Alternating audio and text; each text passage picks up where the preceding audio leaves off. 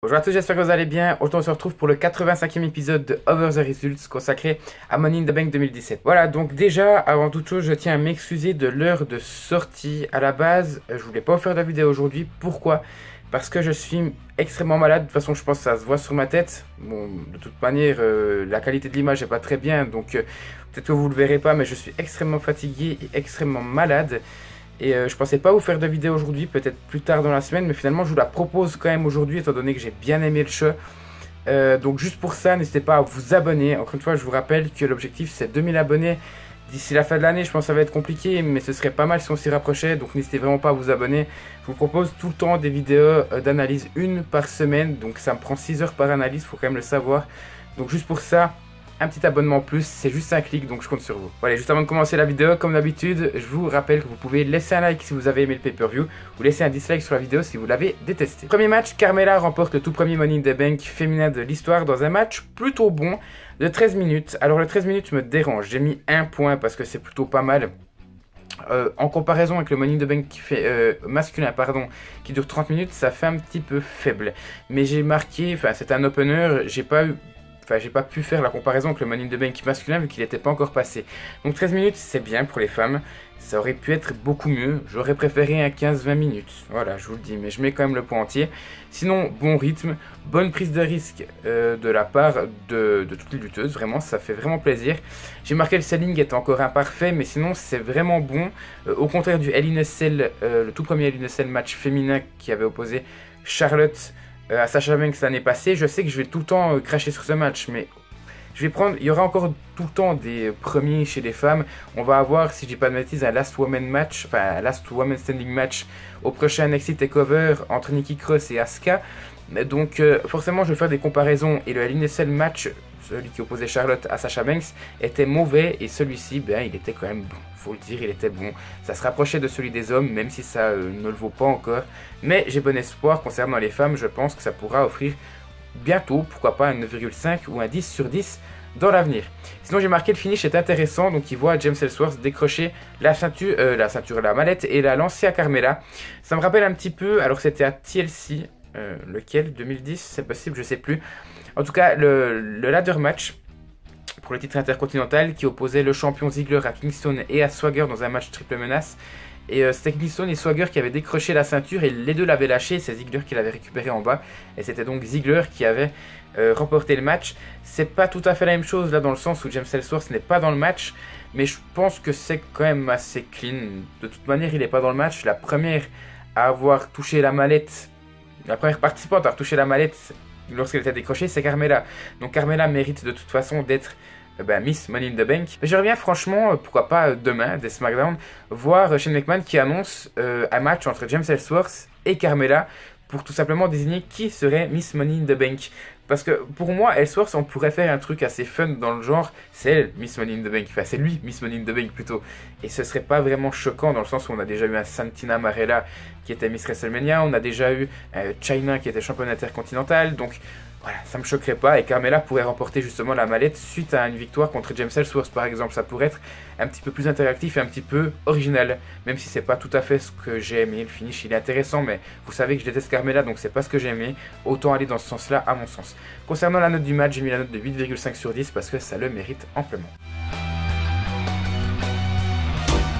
Deuxième match, les New Day battent les Usos par count out. Donc dans un très bon match, franchement il faut l'avouer, le match était vraiment très bon, il n'y a vraiment pas grand chose à redire, il y a énormément de rythme, j'ai en tête le saut de l'ange de Kingston sur les Usos à l'extérieur du ring, vraiment c'est assez incroyable. Le seul point qui est vraiment, on va dire, négatif, bon, il y a un petit botch, ça on va pas se le cacher, mais il y a surtout le finish qui va pas. Pourquoi avoir fait perdre les Usos par count out? On aurait très bien pu les faire gagner avec un tombé clean, enfin un tombé justement, mais qui n'est pas clean.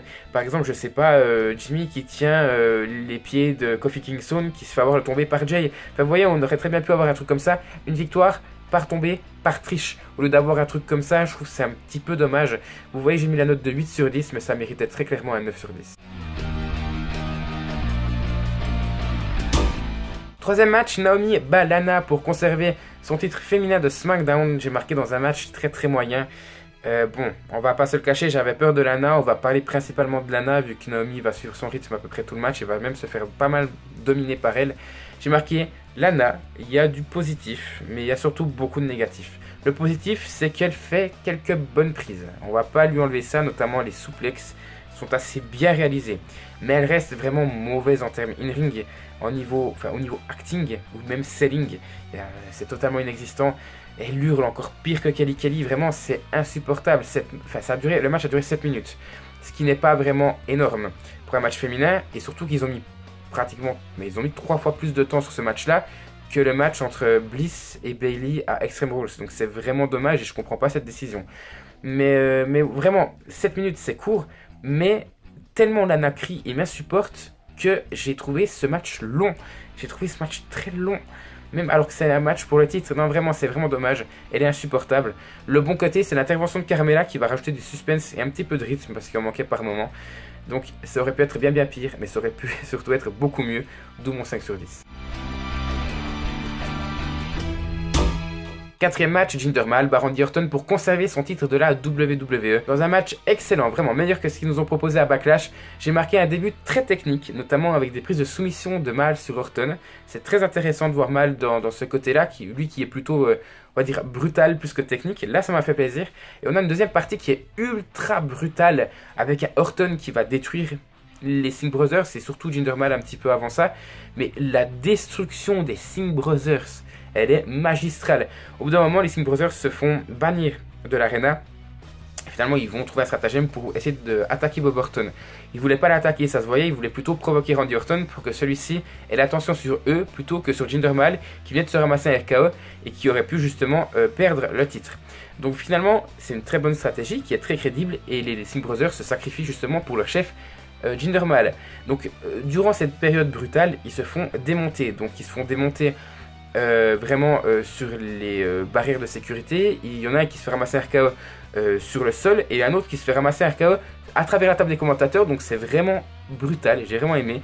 Mais pour moi, ce qui est décevant, c'est le finish. Alors le finish, oui, c'est un tombé clean. Clean, oui, on se comprend. Il y a un tombé 1, 2, 3, c'est ça qui me plaît. Mais pourquoi avoir fait une sorte de remake de Backlash dans le sens où Orton s'est tourné du côté des Singh Brothers et au moment où il se retourne, il se ramasse le tombé de Jinder Mahal et perd. Moi je pense qu'il aurait dû contrer le tombé, que ça aille jusqu'à 2 et qu'il perde par la suite. Que Mahal lui fasse par exemple une deuxième prise de finition au bout de 2-3 minutes et là ça aurait été un peu mieux à mon sens. C'est ce qui est dommage pour moi, je trouve que c'est un peu trop copier-coller de Backlash et c'est ça qui va faire un peu perdre la note. Au lieu de mettre un 10 sur 10, j'ai mis seulement en guillemets un 9 sur 10. Cinquième match, Breezango bat The Ascension. J'ai marqué ça sert à rien. Je vais passer, ça aurait dû avoir lieu à SmackDown. Donc j'ai mis 3 sur 10 et je vais pas en parler plus. Et enfin le dernier match, Baron Corbin remporte le Money in the Bank ladder match masculin dans un excellent match de pratiquement 30 minutes. J'ai marqué vraiment grosse performance de 4 lutteurs. AJ Styles, Kevin Owens, Sami Zayn et Dolph Ziggler. Vraiment les 4, ça le fait très clairement. Et franchement, en ayant vu ce match-là, j'aimerais avoir un match Fatal 4-Way, donc à Battleground, qui est le prochain pay-per-view de SmackDown. Un Fatal 4-Way pour le titre US de Kevin Owens entre ces 4-là. Pour moi, ça peut faire quelque chose de très très bon. Alors pas forcément un ladder match, et pas forcément, pourquoi pas un match simple. Mais pourquoi pas avec une petite stipulation, je pense que ça pourrait vraiment le faire. Et, les 4 ensemble, il y a une alchimie de malade. Franchement, ça le fait.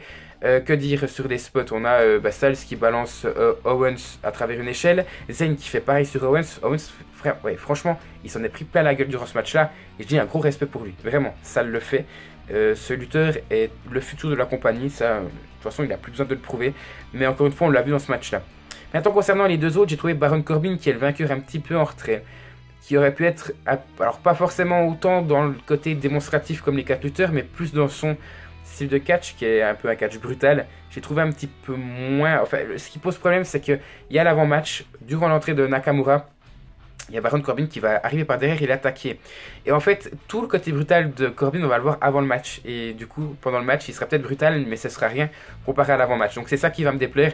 Puis Nakamura, vous m'excusez, on l'a pas vu durant les 20 premières minutes, si c'est pas 25, il arrive, il fait des Kinshasa à tout le monde. Alors oui, le côté dominateur comme ça m'a vraiment beaucoup plu. D'ailleurs, il a réussi à porter un Kinshasa sur tout le monde, sauf sur Styles. Mais vraiment, tout ça pour ça avec Nakamura, ça me plaît pas. Finalement, on a un finish avec Nakamura et Styles. Finalement, Corbin arrive, descend, enfin, il descend de l'échelle, fait tomber l'échelle, et puis Corbin monte, décroche la mallette, et c'est très bien pour lui. Franchement, il a fait énormément de progrès, et pour moi, c'est normal qu'il devienne champion majeur, champion de la WWE, pardon, pas forcément dans le prochain mois, ni dans les 2 prochains mois, mais pourquoi pas entre SummerSlam et Royal Rumble. Plus que du côté de Royal Rumble, ouais, qu'il se fasse un petit peu une crédibilité, vu qu'il perdait assez souvent ces derniers temps. Et puis, de toute façon, je trouve que c'est mérité. Mais vraiment, pour moi, le seul petit truc en moins, c'est Nakamura. J'ai trouvé que c'était peut-être une mauvaise idée de le mettre comme ça, de le booker comme ça. Je pense qu'il aurait plus pu proposer sur le ring durant 30 minutes que sur les 10 dernières minutes. Voilà. Comme vous le voyez, j'ai mis la note de 9,5 sur 10. Voilà, donc juste avant de vous donner la note du pay-per-view, j'aimerais quand même parler de l'arrivée de Mike Bennett, enfin plutôt Mike et Maria Kanellis. Très niais, très malaisant, mais c'est une très bonne idée de la part de la WWE. Utiliser ce côté niais et ce côté pouvoir de l'amour, entre guillemets, dans le sens où ils vont se faire mais détester et lyncher dès le début, et vu qu'ils vont en faire des heals, c'est une très bonne idée. Voilà, c'est niais, c'est à gerber, mais c'est une très bonne idée et ils vont être les plus détestés d'ici quelques semaines. Ça, j'en mets ma main à couper. Voilà. Maintenant, au niveau de la note finale, j'ai mis la note de 7,17 sur 10. C'est le 55e pay-per-view et ironiquement, il a exactement la même note que Money in the Bank 2015. Mais c'était un bon pay-per-view en fait. Et si vous enlevez le Breezango contre Ascension, qu'on met un finish clean avec un tombé vraiment propre sur le match par équipe et qu'on remplace par exemple Lana par Asuka dans le match pour le titre féminin, je pense que ce pay-per-view est parfait. Donc c'est un peu tout ça qui va faire couler le pay-per-view, mais pour moi il aurait eu largement un 8,5 sur 10 autrement. Et je comprends pas les petites pucelles qui se plaignent que c'est le pire Money in the Bank de l'histoire de la WWE. Eh les gars, il faut pisser un coup, vous êtes vraiment trop durs. Actuellement, ce que la WWE nous offre, c'est vraiment la cerise sur le gâteau. Ça se voit que tous les petites pucelles qui se plaignent, et ça c'est un coup de gueule, je voulais déjà le faire pour Backlash, pour Extreme Rules, mais vraiment toutes les personnes qui se plaignent, vous avez le droit de pas aimer, mais là c'est, je vois les mêmes depuis 3-4 pay-per-view qui se plaignent, et ça se voit que vous suivez la WWE depuis peu de temps, hein. En 2007 vous n'avez pas des pay-per-view de cette qualité là, hein. Clairement pas. Donc je pense qu'il faut pisser un coup, ou alors ne regardez plus la WWE, allez voir des Okada contre je ne sais plus qui, certainement que c'est bien meilleur que la WWE, mais moi je vais pas emmerder dans d'autres fédérations pour dire que c'est de la merde. Vous avez le droit de pas aimer, mais au bout d'un moment, il faut savoir accepter des choses, et c'est mon coup de gueule, ça me saoule de voir ça sur Twitter, parce que vous êtes beaucoup trop dur, et je pense que si vous étiez capable de booker des trucs, vous ferez clairement pas la même chose que ça. Donc moi j'ai un gros bravo à la WWE, même si par exemple, vous savez que j'aime pas Carmella, ben, ils nous ont surpris avec Ellsworth, le Mal Orton, alors que Mal était de loin pas surcoté à ce point, enfin il était sous-estimé il y a encore 2 mois, ils nous en font un match pratiquement parfait, on a Money in the Bank Ladder Match qui est très très bon, on a de très bonnes choses et les gens qui se plaignent en fait j'en ai un petit peu jusque là. Voilà, c'était mon petit coup de gueule. En attendant, n'hésitez pas encore une fois à mettre un like si vous avez aimé le pay-per-view pardon, et un dislike si vous l'aviez détesté, à vous abonner encore une fois, objectif 2000 abonnés, je gagne plus beaucoup d'abonnés ces derniers temps.